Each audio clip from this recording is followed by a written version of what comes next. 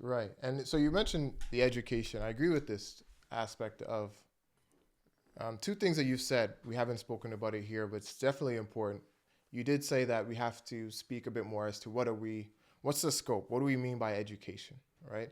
I'm going to remind you two things that you said about education before that I've taken away from previous lessons, not on the podcast as of yet, but we'll get to it. Two of the things were same education is an equal education.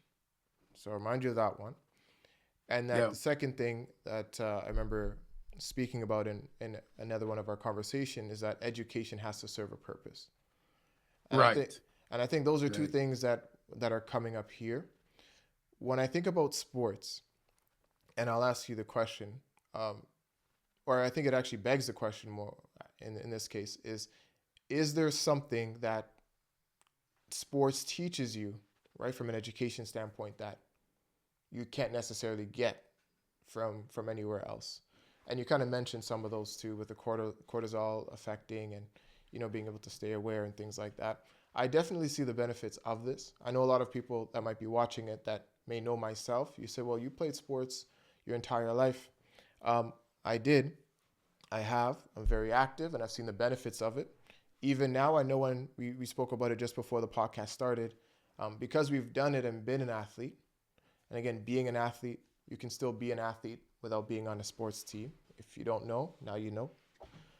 But what that means Right. is that what that means is that you're aware of your body, right? You're aware of things that are off with it. You can kind of get a sense. And what athletes tend to Yeah. do is do something about it. Okay, let me start going for a walk. Let me go skipping. Let me do some push-ups.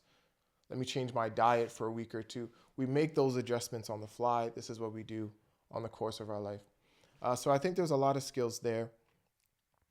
Do you feel? So I want Trans, to ask you that. Do you? transferable, Yeah. transferable skills. Yeah. Transferable skills. So yeah, I think sports, almost all team sport, especially team sports.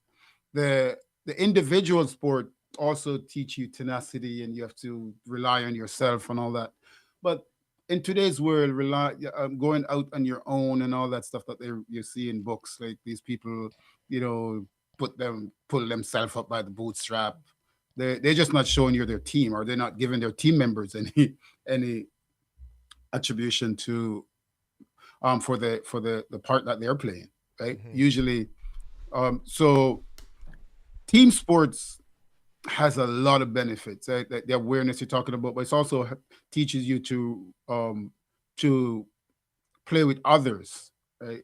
To I think empathy comes from that, like the awareness, as you mentioned earlier, just being aware of playing your part, moving in position, um, coming back from adversity when you've lost. You know what I mean? Like let's say you've lost a game, you've been blown out, coming back and play better next time and all that stuff. All of these things are just important things in life that just Mm-hmm. get you. But again, we're talking about all the good things about it. So let's just look at the other side, like the flip side of that. So a lot of people get good things from sport, like what I just mentioned, and a lot more. But also, if you're on a team and all their other players are just that much better than you might have this learned helplessness where you can just rely on LeBron. You understand? Like, so there are Mm-hmm. other slight negative, but overall, I think it's just positive.